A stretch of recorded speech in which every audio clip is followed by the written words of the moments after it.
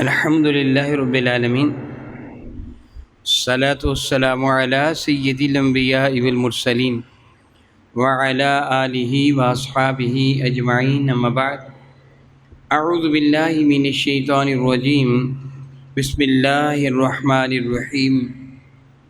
ان اللہ وملائکتہ یصلون علی النبی یا ایہا الذین آمنوا صلوا علیہ وسلموا تسلیما۔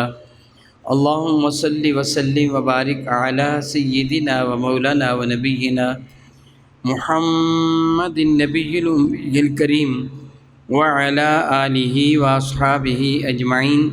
الصلاۃ والسلام علیک یا سیدی یا رسول اللہ وعلی آلک واصحابک یا سیدی یا حبیب اللہ۔ الصلاۃ والسلام علیک یا سیدی یا رحمۃ للعالمین وعلی آلک واصحابک یا سیدی یا سیدی یا سیدی یا شفیع المذنبین۔ نہایت معزز محترم احباب گرامی قدر، بحمد اللہ تعالیٰ ثم الحمد للہ تعالیٰ، یہ ماہ مقدس شوال المکرم ہے۔ حج کے مہینوں میں یہ پہلا مہینہ کہلواتا ہے۔ اللہ رب العزت جل وعلا قرآن مجید و فرقان میں ارشاد گرامی قدر فرماتے ہیں، الحج اشہر معلومات فمن فرض فیہن الحج فلا رفث ولا فسوق ولا جدال فی الحج، کہ الحج اشہر معلومات، جو حج ہے یہ معلوم شدہ مہینوں میں ہے۔ فمن فرض فیہن الحج، تو جس کسی شخص پر ان مہینوں میں حج فرض ہو جائے وہ یاد رکھے، فلا رفث ولا فسوق ولا جدال فی الحج، ہر طرح کی خواہشات نفسانیہ، کوئی بھی گناہ یا جھگڑا حج کے دوران قطعاً جائز نہیں ہے۔ حج کو رب کائنات جل مجدہ الکریم نے اسلام کے رکنوں میں سے ایک رکن قرار دیا۔ 5 اسلام کے رکن، جس طرح میرے نبی فرماتے بنی الاسلام علی خمس، اسلام کی بنیاد 5 چیزوں پہ رکھی گئی ہے۔ شہادۃ اللہ الہ الا اللہ وان محمد عبدہ ورسولہ، پہلی چیز گواہی دینا ہے رب کائنات کی توحید کی اور رسول رحمت کی رسالت کی۔ پھر اقامت الصلاۃ، نماز کو قائم کرنا ہے۔ ایتاء الزکوٰۃ، اور زکوٰۃ کو ادا کرنا ہے۔ حج البیت، حرم کعبہ کا حج کرنا ہے۔ اور صوم رمضان، رمضان مبارک کے روزے رکھنا۔ 5 بنا ہے اسلام کے، اور کسی ایک کا انکار کرنا بھی کفر ہے، بندہ دائرہ اسلام سے خارج ہو جائے گا۔ رب کائنات نے حج کا ذکر کرتے ارشاد فرمایا کہ حج معلوم شدہ مہینوں میں ہے۔ کس مہینہ میں ہے؟ قرآن کریم میں اس کا کوئی بھی ذکر نہیں کیا گیا۔ حج کا طریقہ کیا ہے؟ قرآن کریم میں اس کا بالکل ذکر نہیں کیا گیا۔ حج کس صورت میں باطل ہو جائے گا؟ قرآن کریم میں اس کا بالکل ذکر نہیں کیا گیا۔ کتنا مرتبہ ہر سال حج کیا جائے گا؟ عمر میں کتنی مرتبہ حج کیا جائے گا؟ قرآن پاک میں اس کا کوئی ذکر نہیں کیا گیا۔ ان ساری چیزوں کے لیے رب کائنات نے ہمیں محتاج بنا دیا اپنے محبوب کا، کہ میں نے یہ بتا دیا آج تم پر فرض ہے۔ کب فرض ہے؟ نہیں بتاؤں گا، میرے نبی سے پوچھو۔ کس مہینہ میں فرض ہے؟ نہیں بتاؤں گا، میرے نبی سے پوچھو۔ کس صورت پہ باطل ہو جائے گا؟ نہیں بتاؤں گا، میرے نبی سے پوچھو۔ زندگی میں کتنے مرتبہ کیا جائے گا؟ نہیں بتاؤں گا۔ میرے نبی نے جب فرمایا حج تم پر فرض ہے، ایک بندہ کھڑا ہو گیا، اقرا بن حابس کھڑے ہو گئے، صحابی کھڑے ہو گئے، یا رسول اللہ کیا ہر سال فرض ہے؟ میری کریم آقا خاموش رہے۔ دوبارہ سوال کیا، یا رسول اللہ میں عرض کر رہا ہوں ہر سال فرض ہے؟ میرے نبی نے پھر بھی جواب نہیں دیا، چپ رہے۔ تیسری مرتبہ پوچھا، یا رسول اللہ کیا ہر سال فرض ہے؟ میرے کریم نے کوئی جواب نہیں دیا، چپ رہے۔ وہ صاحب بیٹھ گئے۔ پھر میرے کریم فرمانے کے، سنو، میں تمہیں کسی چیز کا حکم دوں کر لیا کرو، منع کروں رک جایا کرو، چپ رہوں سوال نہ کیا کرو۔ اگر میں کہہ دیتا، تم سوال کر رہے تھے ہر سال حج فرض ہے، میں کہہ دیتا ہاں تو ہر سال ہی ہر فرض ہو جاتا اور تم نہ کر سکتے۔ میں نے نہیں کہا اس لیے زندگی میں ایک مرتبہ فرض، رب نے قرآن میں اس کا ذکر نہیں کیا، قرآن کریم میں نہیں فرمایا زندگی میں ایک مرتبہ فرض۔ زکوٰۃ ادا کرو، روزانہ دیا کرو، مہینے کے بعد دیا کرو، زندگی میں حج کی طرح ایک ہی مرتبہ زکوٰۃ دے دو کافی ہے؟ نہیں، فرمایا سال میں تم زکوٰۃ دو گے، روزے سال کے بعد رکھو گے، اسلام کے رکن ہے، نماز یہ بھی سال میں ایک دفعہ پڑھ لیا کریں عید کے دن۔ ہم تو یہی سمجھے بیٹھے ہیں نا، میں نہیں، ایک دن میں 5 مرتبہ پڑھا کرو۔ یہ سب کس سے بتایا؟ میرے رب نے تو فرما دیا کہ الصلاۃ، صلاۃ قائم کرو۔ پھر صحابہ نے پوچھا یا رسول اللہ کس طرح پڑھی صلاۃ؟ رب نے نہیں فرمایا، کوئی بڑے سے بڑا علامہ فہمہ تلاش کر لیں، وہ ثابت کرے کہ قرآن کریم میں رب نے کہیں بھی فرمایا ہو کہ ایک دن میں 5 مرتبہ نماز پڑھو، کہیں بھی فرمایا ہو، اور بتایا کہ صبح کی رکعتیں اتنی ہیں، ظہر کی اتنی ہیں، نمازوں کے نام ہی قرآن پاک سے ثابت کر دو، فجر کی نماز، ظہر کی، عصر کی، مغرب کی، عشاء کی، نہیں ہے۔ کتنی رکعتیں ادا کرنی ہیں، کب کرنی ہیں، کب سے لے کے کب تک وقت ہے، کوئی نہیں بتایا رب نے۔ شرائط نماز کی کون کون سی ہیں، رب نے کوئی نہیں بتایا۔ نماز میں کیا کیا جائے گا، قیام کیا جائے گا، رکوع کیا جائے گا، سجدہ کیا جائے گا، کب کیا جائے گا، سجدہ پہلے ہے کہ رکوع پہلے ہے، قیام پہلے ہے کہ رکوع بعد میں ہے، کب ہے، کیسے ہے، رب نے کچھ نہیں بتایا۔ فرمایا کہ میرے محبوب سے پوچھو، ان کے محتاج بنو، تاکہ کوئی یہ نہ کہہ دے مجھے نبی کی ضرورت نہیں ہے۔ نبی کی ضرورت ہے، نبی کے بغیر کچھ بھی نہیں ہے، تم اپنے رب کی عبادت نہیں کر سکتے نبی کے بغیر۔ بات ہو رہی تھی حج کی، رب کریم نے فرما دیا حج اشہر معلومات، حج معلوم شدہ مہینوں میں ہے۔ میں بھی جانتا ہوں، آپ بھی جانتے ہیں کہ حج بلا کس مہینہ میں ہوتا ہے؟ اللہ نے اشہر فرمایا، کئی مہینے، اور جمع کم از کم 3 پر آتی، 3 سے کم پر جمع نہیں آتی، شہرین ہونا تھا، یہاں جمع اشہر معلومات، معلوم شدہ مہینے، 3 مہینے کم از کم ہیں حج کے۔ کتنے مہینے ہیں؟ کم از کم 3 مہینے حج ہیں۔ وہ 3 مہینے میرے نبی نے بتا دیا، وہ شوال ہے، ذیقعد ہے اور ذی الحج ہے، یہ 3 مہینے ہیں جو حج کے مہینے ہیں۔ تو کہ اس کی ہر تاریخ کو حج ہو جائے گا؟ 3 مہینے 90 دن حج ہوتے رہتے ہیں، جواب کیا ہوگا؟ نہیں، حج تو صرف ایک دن ہوتا ہے، وہ دن کون سا ہوتا ہے بھلا؟ ذی الحج کی 9 تاریخ، ذی الحج کی صرف ایک دن حج ہوتا ہے، اور حج کا وقت بھی کتنا ہے؟ سورج ڈھلنے سے لے کے غروب آفتاب تک، بس اتنا وقت ہے سارے سال میں۔ ان 3 مہینوں میں ایک دن، وہ بھی سارا نہیں، سورج ڈھلنے سے لے کے غروب آفتاب تک، بس اتنا وقت حج کا ہے، اور مخصوص مقام ہے، اس کے سوا کہیں بھی نہیں ہو سکتا۔ رب نے مقام کا بھی ذکر اس جگہ نہیں فرمایا۔ وہ مقام کون سا ہے؟ میدان عرفات ہے۔ میدان عرفات ہو، ذی الحج کی 9 تاریخ ہو، ظہر کے یعنی سورج ڈھلنے کے بعد جو وہاں موجود ہوگا اس کا حج ہے، اس کے سوا کسی کا بھی نہیں۔ یہ سب کس سے بتایا؟ میرے نبی نے بتا دیا۔ بات قابل غور ہے، اللہ تعالیٰ نے 4 مہینوں کو حرمت والا مہینہ قرار دیا۔ ایک ہے رجب المرجب کا مہینہ، یہ الگ ہے، اور 3 مہینے اکٹھے ہیں، ذیقعد کا، ذی الحج کا اور محرم کا۔ کون سے مہینے میں نے بتائے ہیں؟ ذیقعد، ذی الحج اور محرم۔ ان میں شوال شامل ہے؟ شوال نہیں ہے نا، حج کے مہینوں میں شامل ہے۔ ان میں محرم شامل ہے، محرم حج کا مہینہ ہے۔ یہ 3 حرمت والے مہینے، حج والے مہینے 3، ان میں شوال کو شامل کر لیا، محرم کو شامل نہیں کیا، ادھر محرم کو شامل کر لیا، شوال کو شامل نہیں کیا۔ سبب اس کا کیا ہے؟ رب کائنات کے دست قدرت پہ سب کے دل ہیں، وہ جس کو چاہے جدھر چاہے موڑ دے۔ اللہ تعالیٰ نے حج کو فرض فرمانا تھا، اور حج ہوتا ہے ذی الحج کی 9 تاریخ کو۔ اس کے بعد حج کے بقیہ ارکان ہوتے ہیں۔ 10 تاریخ کو یوم نحر ہے، 11، 12 کو رمی جمار کے لیے جانا ہے، 13 کو جانا بھی میرے نبی کی سنت ہے۔ تقریباً آدھا ذی الحج یوں گزر گیا، 9 10 11 12 اور 13 کو آپ واپس آ سکتے ہیں مینا سے، 13 کو آئے تو میرے نبی کی سنت ہے۔ اب بقیہ تقریباً 15 16 دن رہ گئے تھے، درمیان میں آ گیا نا۔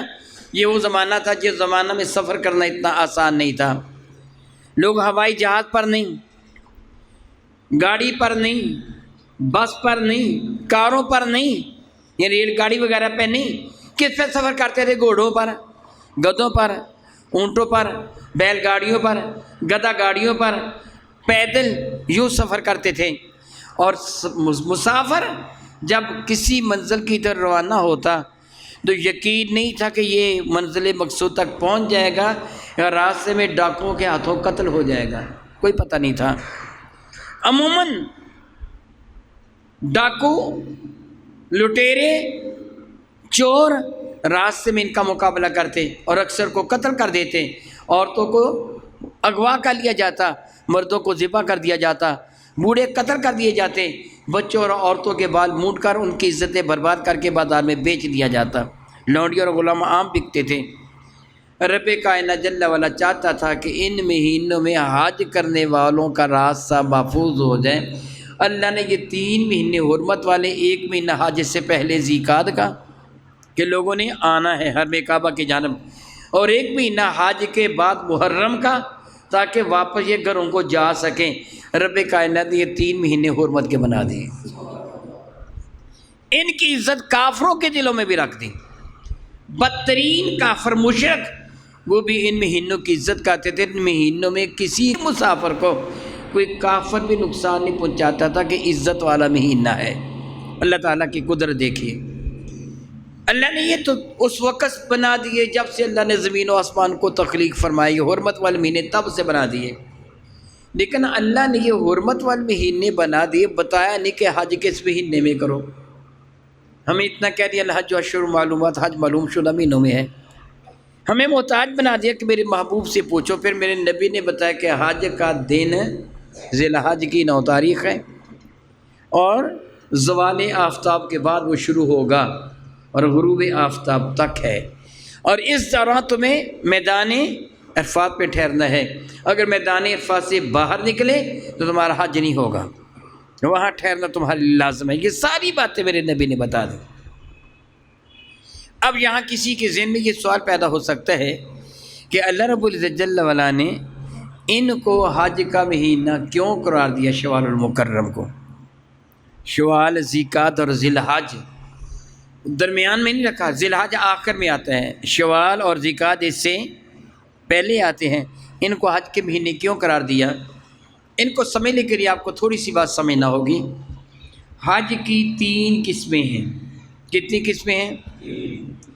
میں پہلے ایک بات عرض کروں گا کہ آپ شاید آج کا یہ جو لیکچر ہے یہ بہت دلچسپی کے ساتھ آپ نہ سمجھ سکیں کہ میں حج کے کچھ مسائل بیان کروں گا، اور آپ کا خیال ہوگا کہ جی حج کے مسئلے سننے کی ضرورت کیا ہے، ہم نے حج پہ تو ابھی جانا نہیں ہے۔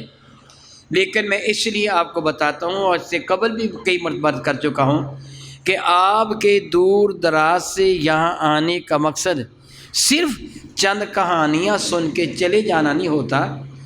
جمعہ آپ کے شہر میں، آپ کے محلے میں، آپ کے گلی میں بھی جمعہ ہوتا ہوگا، آپ دور دراز سے دوسرے شہروں سے جمعہ پڑھنے کے لیے یہاں آتے ہیں، تو آپ کے آنے کا ایک مقصد ہے کہ علوم دینیہ آپ سیکھ کے جائیں، مسائل دینی آپ سیکھ کے جائیں۔ جس طرح میں دعوے کے ساتھ یہ جملہ کہتا ہوں کہ میں بطور مثال تفسیر قرآن کریم اس گاؤں میں شاید میں 9ویں مرتبہ پڑھا رہا ہوں، اگر تھوڑا غور کیا جاتا تو گاؤں کے سارے لوگ جید عالم دین ہوتے، اور ہر جمعے کو جو میں مسائل دینیہ بتاتا ہوں اور جمعہ پڑھنے کے بعد پھر میں بیٹھ جاتا ہوں مسائل سکھانے کے لیے، آپ کے سوالوں کے جواب دینے کے لیے، اگر آپ تھوڑا سا غور کریں تو عام علماء کے پاس اتنا علم نہیں ہوگا جتنا علم آپ کے پاس ہو جاتا، لیکن توجہ کی ضرورت ہے۔ اس لیے میں، کیونکہ یہ حج کا مہینہ شروع ہے، اس لیے میں ذمہ داری سمجھتا ہوں اپنی کہ آپ کو ان مسائل سے بھی میں ناواقف نہ رکھوں، کیونکہ یہ بھی حج اسلام کا ایک رکن ہے، اور اس کی فرضیت کا عالم کیا ہے میں یہ بھی تھوڑا سرچ کر دوں۔ میرے نبی فرماتے ہیں جو بندہ صاحب استطاعت ہو، کیونکہ اللہ تعالیٰ قرآن کریم میں فرماتے ہیں وَلِلَّهِ عَلَى النَّاسِ حِجُّ الْبَيْتِ مَنِ اسْتَطَاعَ إِلَيْهِ سَبِيلًا، ہر ایمان والے پر اللہ کی رضا کی خاطر حج فرض ہے۔ من استطاع الیہ سبیلا، جو وہاں تک جانے کی طاقت رکھتا ہے۔ استطاعت اور طاقت سے مراد کیا ہے کہ آدمی کے پاس اتنے روپے پیسے ہوں کہ وہ سارے کے سارے اخراجات راستے کے اور وہاں رہنے کے برداشت کر سکتا ہو۔ نمبر 2، اپنے گھر میں اتنی دولت چھوڑ کر جائے کہ اس کے واپس آنے تک گھر والوں کا گزارا صحیح طریقے سے ہوتا رہے۔ یہ آدمی اپاہج نہ ہو، چلنے کی طاقت رکھتا ہو، حکومت کی طرف سے اس کو پابندی نہ لگا دی جائے کہ وہ نہیں جا سکتا، جس طرح ہمارے ہاں ہے کہ ہم حکومت کی اجازت کے بغیر نہیں جا سکتے۔ حکومت اجازت نہ دے، کوئی اپاہج ہو، اس کے پاس مال و دولت نہ ہو تو وہ مجبور ہے۔ اس کے سوا مال و دولت ہے، جا سکتا ہے، حکومت کی جانب سے پابندی بھی نہیں، تو پھر حج فرض ہے۔ پھر کیا حج فرض ہے؟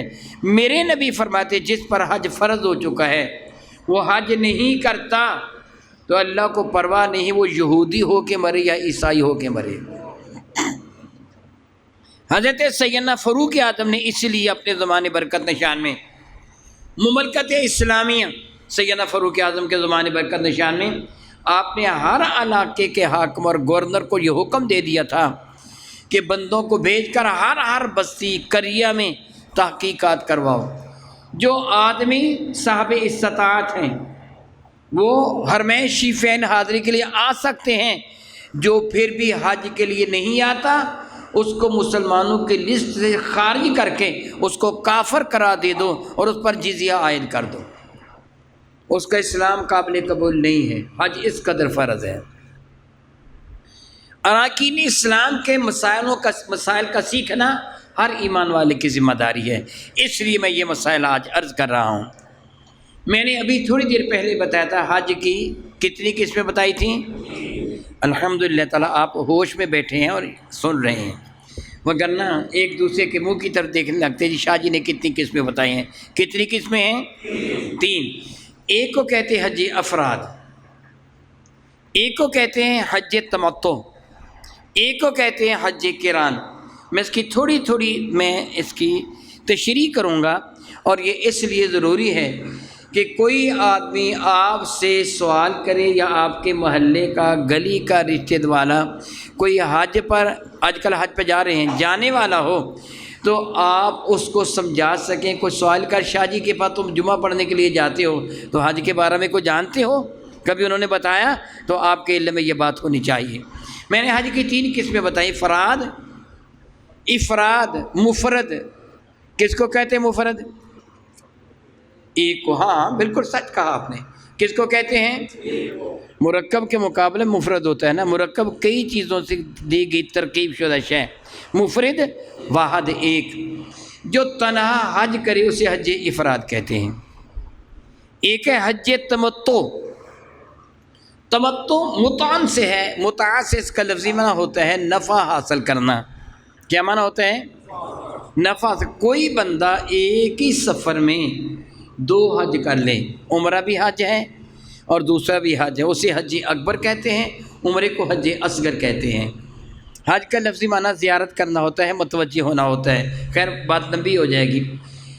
ایک ہی سفر میں وہ عمرہ بھی کرے اور حج بھی کرے، اس کو کہتے ہیں حج تمتع۔ کیا کہتے ہیں؟ حج تمتع۔ اور تیسری قسم ہے حج کی حج قران۔ حج قران میں بھی عمرہ اور حج ایک ہی سفر میں کیا جاتا ہے۔ تمتع اور قران میں فرق کیا ہے؟ تمتع کے لیے عمرہ کرنے کے بعد وہ حج کا ارادہ رکھنے والا عازم حج عمرے کا احرام کھول دیتا ہے اور اس پر وہ ساری چیزیں جائز ہو جاتی ہیں جو حالت احرام میں ناجائز تھیں، حرام تھیں، وہ ساری چیزیں حلال ہو جاتی ہیں۔ وہ عمرہ کا احرام کھول کر اسی طرح نارمل لباس میں نارمل زندگی گزارتا ہے۔ یہاں تک کہ ذی الحج کی 8 تاریخ آ جاتی ہے، اور ذی الحج کی 8 تاریخ کو وہ حج کا احرام باندھ لیتا ہے۔ اس کو کون سا کہتے ہیں؟ حج تمتع۔ کیا کہتے ہیں؟ حج۔ ہم پاکستان والے عموماً حج تمتع ہی کرتے ہیں، بلکہ دنیا کے اکثر لوگ جو آفاقی حج تمتع ہی کرتے ہیں۔ تیسرا ہے حج قران۔ قران قرین سے ہے، قرین کا مطلب ہے قریب قریب، قرین قیاس ہے، فلاں فلاں کا قرین ہے، ساتھی ہے، قریب ہے۔ اس سے مراد یہ ہے کہ ایک آدمی عمرہ کا احرام باندھے اور باندھنے کے بعد عمرہ کرے، عمرہ کر کے احرام نہ کھولے، احرام کی پابندیاں مسلسل برداشت کرتا رہے یہاں تک کہ ذی الحج کی 8 تاریخ آ جائے، پھر حج کی نیت کرے اسی احرام کے ساتھ جو عمرہ کے لیے باندھا تھا حج بھی کر لیں۔ اسے کہتے ہیں حج قران۔ اسے کیا کہتے ہیں؟ حج قران۔ اب تھوڑی سی اس کی آپ وضاحت سمجھیے گا۔ حج افراد یعنی تنہا حج کرنا، ساتھ عمرہ نہ کرنا، یہ حد حرم کے اندر رہنے والے کرتے ہیں۔ جو حرم کعبہ حد کے اندر رہنے والے ہیں نا، حد حرم کے اندر وہ حج افراد کرتے ہیں۔ قران کی اجازت ہے لیکن ان کے لیے مکروہ ہے، منع کیا گیا ہے۔ باہر والے ہم آفاقی کہلواتے ہیں، میں اس کی وضاحت چاہوں گا تو بعد میں کروں گا وقت ہوا تو۔ اگر یہ عمرہ کرنے کے بعد احرام کھول لیں تو ایسی صورت میں دوبارہ حج کا احرام باندھیں۔ کون سا حج ہوگا؟ حج تمتع۔ کون سا حج؟ حج تمتع ہوگا۔ اگر یہ عمرہ کا احرام باندھا، انہوں نے عمرہ کیا، احرام کھول دیا، پھر حج کے دن آئے، حج کا احرام باندھ لیا اور حج بھی کر لیا، ایک ہی سفر میں دونوں نفع حاصل کر لیے، اس لیے کہتے ہیں حج تمتع، نفع والا۔ اور اس حج کے لیے جس میں تمتع ہے یعنی عمرہ کیا گیا ہے، ہدی کا ذبح کرنا لازم ہے، واجب ہے۔ ہدی قربانی جس کو ہم عرف عام میں کہتے ہیں، وہاں جانور کا ذبح کرنا واجب ہے۔ اگر ذبح نہیں کریں گے تو حج قبول نہیں ہوگا۔ یہ ہدی کیوں ذبح کرتے ہیں؟ اس شکر نعمت میں کہ انہوں نے ایک سفر میں 2 انعام حاصل کر لیے، عمرے کا بھی اور حج کا بھی۔ یہ احرام کب باندھے گا؟ اگر کوئی آدمی وہاں رمضان المبارک میں گیا، پاکستان سے رمضان المبارک میں گیا، رمضان المبارک میں اس نے عمرہ کیا، عمرہ کرنے کے بعد اس نے احرام کھول دیا، پھر احرام نہیں باندھا، حتیٰ کہ ذی الحجۃ المکرم کی 8 تاریخ آ گئی، اس سے پھر احرام باندھ لیا، سفر ایک ہی ہے۔ اب اس کا حج کون سا ہوگا؟ جی حج تمتع نہیں ہوگا، حج افراد ہی ہوگا۔ آپ کہیں گے کہ تم ابھی بتا چکے ہو کہ ایک سفر میں 2 نفع حاصل کر لیے۔ دراصل حج تمتع تب ہوگا جب حج کے مہینوں میں احرام باندھے گا۔ حج کا مہینہ شوال سے شروع ہوتا ہے۔ اب آپ کو سمجھ آ گئی ہوگی کہ اس کو حج کے مہینے کیوں کہا جاتا ہے۔ اگر کوئی بندہ شوال کے مہینہ میں، ذیقعد کے مہینہ میں، ذی الحج کی پہلی تاریخوں کو، 8 ذی الحج سے پہلے ان تواریخ میں عمرہ کرتا ہے اور پھر احرام کھول کر دوبارہ احرام باندھتا ہے، اس کا حج تمتع ہوگا۔ اگر کسی نے رمضان میں عمرہ کیا پھر اس کے بعد عمرہ اس نے نہیں کیا، حتیٰ کہ حج کا لیا، اب اس پر ہدی لازم نہیں ہے، یہ جانور ذبح نہیں کرے گا، اس کا حج افراد ہوگا، حج تمتع نہیں ہوگا۔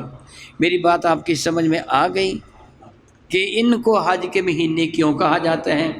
ان مہینوں میں جو بندہ احرام باندھے گا، قران بھی اسی کا ہے اور تمتع بھی اسی کا ہے۔ اگر اس سے پہلے احرام اس سے کھول دیا تو پھر اس کا حج افراد ہوگا، حج تمتع نہیں ہوگا۔ یہ ساری باتیں کس سے بتائی ہیں؟ ہمیں ہمارے نبی نے بتائی ہیں۔ ہمیں ہمارے نبی نے ارشاد فرما دیا کہ تم ایسے کرو گے تو حج تمتع ہوگا، ایسے کرو گے حج قران ہوگا۔ پھر حج پر پابندیاں کیا ہیں؟ اللہ تعالیٰ فرماتے ہیں وَأَتِمُّ الْحَجَّ وَالْعُمْرَةَ لِلَّهِ، حج اور عمرہ اللہ کو راضی کرنے کے لیے مکمل طریقے سے ادا کرو۔ حج اور عمرہ اللہ کو راضی کرنے کے لیے کیا کرو؟ مکمل طریقے سے تمام کرو، مکمل طریقے سے ادا کرو۔ تو جب تک وہ شرائط، وہ واجبات اور فرائض جو حج کے لیے ضروری ہیں ان کو ادا نہ کیا جائے گا، حج مکمل نہیں ہوگا۔ اور آج میں اللہ تعالیٰ سے معافی مانگتا ہوں، یہ جملے کہہ رہا ہوں، عموماً پابندیاں نہیں کی جاتی، اصول شریعہ کے مطابق حج برباد ہے آج، عمرہ بھی عموماً، حج بکثرت برباد ہے۔ ہاں میں یہ نہیں کہہ سکتا کسی کا قبول نہیں ہوتا، قبول کرنا نہ کرنا میرے رب کے دست قدرت پہ ہے، چاہے تو جو وہاں گیا ہی نہیں اس کو حج کا ثواب دے دے، چاہے تو ساری محنت کرنے والے کو قبول نہ کرے، برباد کر کے رکھ دے، یہ اس کی مرضی ہے، میری مرضی نہیں ہے۔ لیکن وہ پابندیاں جو میرے نبی نے ارشاد فرمائی ہیں نا، ان کو اپنانا بہت ضروری ہے۔ اگر آپ کے محلے کا کوئی شخص حج پہ جانے والا ہو، اسے احساس دلا دیں کہ وہ تربیت لے، بغیر تربیت کے حج پر نہ جائے، مسعود دیگر سفر بیکار نہ چلا جائے، بجائے ثواب کے اپنے دامن میں گناہ لے کے نہ آئے۔ احرام کی جو پابندیاں ہیں ہم عموماً ان میں کوتاہی کرتے، جو جملہ میں نے پہلے عرض کیا ہے کہ آج کل عموماً حج برباد کیا جاتا ہے، پوری طرح ادا نہیں کیا جاتا۔ میرے نبی نے ارشاد فرما دیا، جب تم عمرہ کی یا حج کی نیت سے احرام زیب تم کر لیتے ہو، احرام وہ جو کسی چیز کو حرام کر دے۔ اب تکبیر تحریمہ کہتے ہیں نا، میری بات کو غور سے سنیے، سمجھیے۔ تکبیر تحریمہ اس تکبیر کو کہتے ہیں جو نماز کے شروع میں ہم ادا کرتے ہیں، اللہ اکبر کہتے ہیں۔ اس تکبیر کے کہتے ہی بہت ساری حلال چیزیں ہم پر حرام ہو گئیں۔ مثلا میں گفتگو کر رہا ہوں اور اللہ اور اس کے رسول کی باتیں بتا رہا ہوں، لیکن تکبیر تحریمہ کہلانے کے بعد میں باتیں اگر کروں گا تو نماز ٹوٹ جائے گی۔ میں کھانا کھا سکتا ہوں اب کہ نہیں؟ اب کھا سکتا ہوں، پانی پی سکتا ہوں، حلال ہے، لیکن تکبیر تحریمہ کہنے کے بعد اب میں درود پاک پڑھوں تو مجھے ثواب ہے، تکبیر تحریمہ کہنے کے بعد سبحانک اللہ کی جگہ، علمش کی جگہ میں درود پاک، وہ چیزیں حرام ہو گئی نا۔ پہلے یہ چیزیں اگر میں یہ کروں گا تو پھر نماز ہے، اسی طرح احرام ہے حرام، یہ بھی تحریمہ بھی حرام سے، وہ بھی حرام سے۔ کئی چیزیں جو حالت غیر احرام میں تیرے لیے حلال تھیں وہ ساری چیزیں حرام ہو گئی۔ جس طرح حقوق زوجیت ہے، خوشبو کا کھانا ہے، خوشبو کا پینا ہے، سر میں کنگھی کرنا، بالوں کو سنوارنا ہے، بالوں کو کٹوانا ہے، خلال کرنا ہے، یوں انگلیوں کے ساتھ سر کے بالوں کو، داڑھی کو درست کرنا ہے، یہ سب کچھ حرام ہو گیا۔ مل کر میل اتارنا بھی حرام ہو گیا، ناخنوں کا کٹوانا بھی حرام ہو گیا، سر کا ڈھانپنا بھی حرام ہو گیا، پاؤں کا ڈھانپنا بھی مرد کے لیے حرام ہو گیا، عورت کے لیے سر کا ڈھانپنا، پاؤں کا ڈھانپنا جائز ہے، سلا ہوا لباس پہننا بھی حرام ہو گیا۔ یہ چیزیں حرام ہو گئی حالت احرام میں۔ آج کل کیا کیا جاتا ہے، میں اللہ تعالیٰ سے معافی مانگتا ہوں، قبول اس نے کرنا ہے کو میں نے نہیں کرنا، میں مسئلہ بتا سکتا ہوں، اس کے سوا کچھ بھی نہیں، میرے اختیار میں کچھ بھی نہیں، صرف مسئلہ بتا سکتا ہوں کہ یہ میرے نبی کا حکم ہے، میری ذمہ داری ہے۔ میرے نبی نے منع فرمایا کہ خوشبو کا کھانا بھی، ہاں کہہ دیجئے، خوشبو کا کھانا بھی، خوشبو کا لگانا بھی، خوشبو کا ہاتھ میں پکڑ کر سونگھنا بھی حرام۔ جس طرح اگربتی وغیرہ ہے، خوشبو آ رہی ہے، پکڑ کر سونگھیں گے جرمانہ ہے، گلاب کا پھول آپ پکڑ کر سونگھیں گے جرمانہ ہے، خوشبودار پھل ہے آپ پکڑ کر سونگھیں گے جرمانہ ہے۔ ان چیزوں کی ادائیگی پر چھوٹا جرم ہو تو کفارہ ہے، بڑا جرم ہو تو دم ہے یا بدنہ ہے، یعنی حقوق زوجیت ادا کر لے تو بدنہ ہے، پھر اونٹ ذبح کرنا پڑے گا۔ اگر اس سے کم ہو تو پھر دم ہے، بکری ذبح کرنا ہوگی۔ اس سے بھی کم ہو تو پھر صدقہ دینا ہے، کفارہ ادا کرنا ہے۔ جو 1 سا جو یا کم از کم 1 مٹھی جو ہے، یہ مختلف جرم ہیں، ان جرموں پر کفارے ہیں۔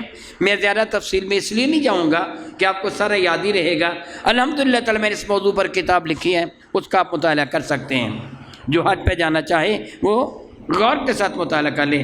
موٹی موٹی باتیں بتاتا ہوں۔ بتائیے، خوشبو کا لگانا، خوشبو کا پینا، آج حج پہ جانے والے کو خوشبو پلا دی جاتی ہے۔ پہلی ہی منزل پر عموماً جب آپ کا ایجنٹ حاجی کیمپ سے آپ کو بسوں میں بٹھا کر مکہ مکرمہ کی طرف یا مدینہ طیبہ کی طرف لے جا رہا ہوتا ہے، عموماً بس میں وہ جوس تقسیم کر دیتے ہیں، پیو۔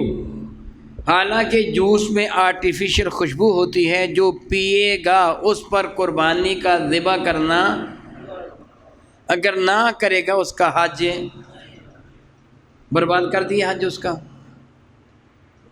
بس میں یہ جدہ ایئرپورٹ پر یا مدینہ طیبہ ایئرپورٹ پر اترتے ہی وہ جوس پلا کر برباد کر دیا۔ اگر وہ اس وقت محفوظ رہا، مدینہ طیبہ گیا تھا، حج کا احرام اس نے باندھا ہی نہیں تھا، مدینہ طیبہ سے آ کر اس نے باندھنا تھا، تو اب تو خوشبو کا پینا حلال تھا، پی لیا تو کوئی حرج نہیں ہے۔ اگر حج کا احرام باندھا تھا، عموماً نہیں باندھا جاتا مدینہ طیبہ جو جاتے ہیں، لیکن جب مدینہ طیبہ سے آتے ہیں تو ذوالحلیفہ میں، بیر علی میں حج کا احرام باندھ لیتے ہیں۔ اور وہ میدان عرفات میں کیا ہوتا ہے، بڑے بڑے کنٹینر، عربی میں سلجن برف کو کہتے ہیں، اور آج کا سلجن کی بجائے تلجن کہا جاتا ہے، سلاجہ کے بجائے تلاجہ کہا جاتا ہے، یعنی فریج۔ وہ پورے کا پورا کنٹینر فریج کا ہوتا ہے، بڑے بڑے کنٹینر کھڑے ہیں، اور کن لوگوں نے کھڑے کر رکھے ہیں، مخیر حضرات جی، اللہ کی راہ میں صدقہ دینے والے، وہ حاجیوں کو مفت جوس پلاتے ہیں۔ حاجی بڑے شوق سے پیتے، جولی بھر کے لے جاتے ہیں، ساتھیوں کو جگہ جگہ کے بھی پلاتے ہیں۔ حاجی صاحب ایسے ہیں نا، حاجی صحیح صاحب ایسے ہیں نا، جگہ جگہ کے پلاتے ہیں کہ میں تمہارے لیے لے کے آیا ہوں۔ میں نے ان کو اس لیے مخاطب کیا، یہ میرے اسی گاؤں کے رہنے والے ہیں۔ ان کو سعودیہ میں گئے اس وقت کو 19 یا 20 سال ہو گئے تھے، مجھے صحیح یاد نہیں، ان کو پتہ ہے۔ جب میں پہلی مرتبہ نے ان کے ساتھ حج کیا، جب پہلی مرتبہ میں نے ان کے ساتھ حج کیا نا، تو ان کے الفاظ سے، یہ بیٹھے ہوئے ہیں، ان کے الفاظ سے کہنے لگے جی 19-20 سال ہو گئے ہیں، ہم ہر سال حج کے لیے آتے ہیں، لیکن آج پتہ چلا ہم میلہ ہی دیکھنے کے لیے آتے تھے، حج صرف اس سال کیا ہے۔ یعنی صرف میلہ ہی، پتہ ہی نہیں تھا کہ حج کس طرح کرنا ہے، کیسے کر کے کرنا ہے۔ اور حج کی ابتدا کب ہوتی ہے؟ ذی الحجہ المکرم کی 9 تاریخ کو، زوال آفتاب کے بعد۔ اور وہاں کیا ہوتا ہے، زوال آفتاب کے بعد جب خطبہ ختم ہوتا ہے نا، تو گلے ملتے ہیں، جی حج ہو گیا۔ حج تو شروع ہی اس وقت ہوتا ہے، ہو کب گیا؟ حج تو شام کو جب مغرب کا وقت ہوگا اس وقت تک ہے۔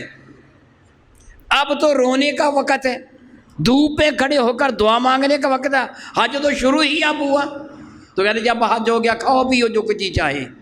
معاذ اللہ تعالیٰ پتہ ہی نہیں ہوتا کس چیز کا، وہ تقریباً شاید کوئی حاجی بچے گا، شوگر کا مریض کہ جی میں نے میٹھا نہیں کھانا ہے، شاید وہ بچے گا، وگرنہ سارے جوس پی لیتے ہیں۔ اور ایسی صورت میں اب بتائیے کیا ہو گیا، سب کے حج کا ستیاناش ہو گیا، ان سب پر دم لازم آ گیا۔ اور یہ کرتے کون ہیں؟ مخیر حضرات جی، ہم اللہ کی رضا کی خاطر حاجیوں کی خدمت کر رہے ہیں۔ ہم خدمت کر رہے ہیں کہ یہ برباد کر رہے ہیں، برباد کر رہے ہیں۔ پھر حکم کیا ہے؟ میرے نبی نے فرمایا کہ ترتیب بھی واجب ہے، ضروری ہے، اگر تم ترتیب کو نظر انداز کر دو گے حج نہیں ہوگا۔ میرے کریم آقا صلی اللہ علیہ وسلم نے فرمایا تھا کہ یوم النحر، حج کا دن ہے 9 ذی الحجہ المکرم، اور یوم نحر ہے 10 ذی الحجہ المکرم۔ 10 تاریخ جو ہے وہ یوم نحر ہے۔ یوم نحر کو تم نے کیا کرنا ہے؟ یوم حج جو ہے نا 9 تاریخ کو اذان مغرب کے بعد مزدلفہ کی طرف آنا ہوتا ہے، عرفات کو چھوڑ کر۔ عرفات میں حج ہوتا ہے ظہر یعنی زوال آفتاب سے لے کے مغرب تک ٹھہرنا۔ اس وقت کوئی بھی آدمی وہاں ٹھہرے گا حج ہو جائے گا، تھوڑی دیر کے لیے ٹھہرے پھر بھی حج ہو جائے گا۔ اب نماز مغرب ادا وہاں نہیں کرنی ہے، سورج غروب ہونے کے بعد نماز پڑھے بغیر مزدلفہ کی طرف آنا ہوتا ہے۔ نماز مغرب اور عشاء مزدلفہ میں پڑھنی ہے، رات مزدلفہ میں گزارنی، یہ واجب ہے۔ پھر صبح کو میدان منا میں واپس آنا ہوتا ہے اور یہاں آ کر قربانی کرنا ہوتی ہے۔ یہ ترتیب اسی طرح واجب ہے۔ ایک آدمی کہے میں رات مزدلفہ میں پہلے گزار لیتا ہوں، منا میں عرفات پہ بعد میں چلے جاؤں گا، حج نہیں ہوگا، یہ ترتیب ہے۔ اس کے بعد منا میں آنا ہے، منا میں آنے کے بعد کیا کرنا ہے؟ بڑے جمرے کو رمی کرنی ہے، رمی جماعت جس کو شیطان کہتے ہیں۔ اس کے بعد قربانی ہدی ذبح کرنی ہے، اس کے بعد سر منڈوا کر احرام کھولنا ہے۔ جس نے ایسے کیا اس نے صحیح کر لیا، جس نے ایسے نہیں کیا رمی جماعت سے پہلے اس نے سر منڈوا لیا، یا اس نے قربانی کرنے سے پہلے سر منڈوا لیا، احرام کھول دیا، اس پر جرمانہ لازم آ گیا۔ میری بات آپ کی سمجھ میں آئی؟ ہمارے ہاں کیا کیا جاتا ہے، جو لوگ حج پہ جانے کی سعادت حاصل کرنا چاہتے ہیں وہ رقم جمع کرواتے ہیں، اور حکومت ان سے پوچھتی ہے کہ قربانی کے پیسے جمع کر لیے جائیں، کاٹ لیے جائیں، یا تم خود کرو گے؟ عموماً بندہ کہتا کون ان بکھیڑوں میں پڑے گا، بس ٹھیک ہے جی قربانی کے پیسے بھی کاٹ لو۔ وہ آپ کے ریال کاٹ لیتے ہیں، جی آپ کی طرف سے قربانی ہو گئی۔ یا وہاں جا بجا بینکیں یا ادارے بنے ہوئے ہیں کہ ان میں جی قربانی کے پیسے جمع کروا دو، تمہاری طرف سے قربانی ہو گئی، اس پہ پیسے جمع کروا دیے، ہدی کے بھی، وہ جرمانے کے بھی، کفارے کے بھی، صدقے کے پیسے جمع کروا دیے۔ آپ ان سے پوچھیں کہ جی میں احرام کب کھولوں، تو آپ کو بتا دیا جائے گا کہ کل کو یا یوم نحر وہ 10 تاریخ کو 10 بجے احرام کھول دیں۔ عموماً کیا کہا جاتا ہے؟ گھبرائیں نہیں، کہہ دیں۔ آپ کہیں گے جی 11:30 بجے تو کہہ سکتے نہیں، عموماً یہی کہ جی 10 بجے کھول دیں، ہر کسی کو 10 بجے کھول دیں، 10 بجے کھول دیں، 10 ہر کسی کو کہہ دیتے ہیں۔ لیکن اس دن مفرد کی قربانی ہوتی ہی نہیں ہے۔ پوری ذمہ داری کے ساتھ عرض کر رہا ہوں، 2 طریقہ کار ہیں، میں آپ کی اطلاع کے لیے عرض کر رہا ہوں کہ جو حاجی جا رہے ہیں ان کو بتا دیں۔ اگر آپ کو اللہ تعالیٰ سعادت عطا فرمائے تو آپ یاد رکھیں، ایک ہوتا ہے اجتماعی قربانی، 10 15 20 25 آدمی اکٹھے مل کر قربانی کی رقم جمع کرواتے ہیں، رسیدیں لیتے ہیں، ان میں سے ایک کو ایک کارڈ مل جاتا ہے کہ یہ کارڈ لے کر تم وہاں سلاٹر ہاؤس مذبح خانہ میں منا میں جہاں جانور ذبح ہوتے وہاں آ جانا۔ 10 تاریخ کو وہ بندہ وہاں چلا جاتا ہے، کہتا جی 10 آدمیوں پر، 15 پر، 20 پر، جیسے جیسے حکومت وہ گروپ بناتی ہے، اس پورے گروپ کا میں لیڈر ہوں، یہ میرے پاس کارڈ ہے، 20 جانور قربانی کے ذبح کروانے ہیں، یہ دیکھو میرے پاس کارڈ ہے، 20 جانوروں کی میں نے قیمت آپ کو جمع کروائی تھی، یعنی 20 افراد کی جانب سے۔ وہ کہتے بالکل ٹھیک ہے۔ 20 جانور لائے جاتے ہیں جن کی کوئی پتہ نہیں عمر کتنی ہے، وہ بالغ ہیں بھی کہ نہیں، 1 سال کا بکرا ہے بھی کہ نہیں، بس دکھا دیے جاتے ہیں، یہ گن لو 1 2 3 4 20 ہو گئے پورے، جی ہو گئے، ایک طرف ہو جاؤ۔ وہ کھڑکی سے ایک طرف ہو جاتا ہے، جی 20 ذبح کر لو، وہ لے گیا ذبح کرنے کے لیے۔ اب دوسرا آ گیا، جی 15 میرے ہیں، اللہ حاضر کے، لمبی لائن لگی ہے۔ پہلے 2 دن تک یہ اجتماعی قربانیاں ہی ہوتی ہیں، ایک آدمی کی قربانی کرنے کا ٹائم ملتا ہی نہیں ہے ان کو۔ میری بات کوئی سمجھ میں آ گئی؟ بتائیے کہ نہیں آئی؟ آگے سمجھ میں؟ تو جس ایک آدمی نے پیسے جمع کروائے تھے یا ادھر درخواست دیتے اس نے اپنے پیسے قربانی کے کٹوا دیے تھے، اس کی طرف سے قربانی ہو گئی۔ اب وہ 10 بجے احرام کھول دے گا، سر منڈوا لے گا، اس پر پھر جانور ذبح کرنا لازم آ گیا کہ نہیں؟ حج برباد ہو گیا کہ نہیں بیچارے کا؟ پہلے اس کو خوشبودار جوس پلا دیا اور اب اس کی قربانی بعد میں کریں گے، پھر وہ 3 دن ہے نا قربانی کے، 10 اور 11، 10 اور 11 کو عموماً اجتماعی قربانیاں بھی مکمل نہیں ہوتی، رہ جاتی ہیں۔ پھر اگلی تاریخ کو 12 تاریخ کو اجتماعی قربانیاں پھر کئی دن تک ہوتی رہتی ہیں۔ حالانکہ احرام تو پہلے دن ہی کھل لیا تھا، اب بتائے اس کا بیچارے کا حج ہو گیا۔ کتنا ظلم کیا جاتا ہے حاجیوں کے ساتھ، حج برباد ہو جاتے ہیں۔ اللہ یعوذ باللہ تعالیٰ ثم اللہ یعوذ باللہ تعالیٰ۔ اس لیے حاجی صاحب کہہ رہے تھے نا کہ پہلے تو ہم بس میلہ ہی دیکھتے رہے ہیں، حج کا تو اب پتہ چلا ہے کہ حج کیسے کرنا ہے اور اس کی پابندیاں کیا ہیں۔ اس لیے میں یہ ضرور کہوں گا کہ اگر آپ کا کوئی رشتہ دار حج پہ اب سفر روانہ شروع ہو جائے گا نا حج کا سفر، آپ کا کوئی رشتہ دار، آپ کا کوئی دوست، آپ کے محلے والا کوئی حج پہ جانے والا ہو تو اسے کہیے کہ وہ حج کی تربیت لے کے جائے، آنکھیں بند کر کے حج پڑھنا جائے۔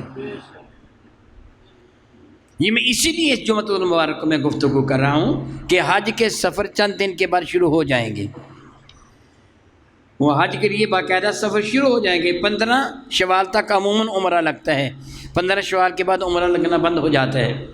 پھر حج کی فلائٹیں آگے شروع ہو جاتی ہیں، کس تاریخ کو شروع ہوتی ہیں یہ حکومت کا اپنا انتظام ہے۔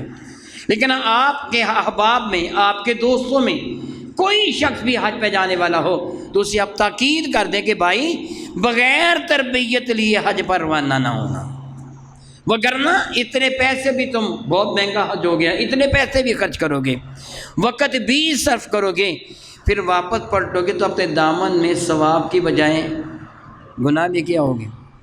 جرمانے کئی تمہارے دامن میں ہوں گے جب تم واپس آؤ گے، اور یہ گناہوں کو معاف کروانے کے لیے جرمانے ہیں۔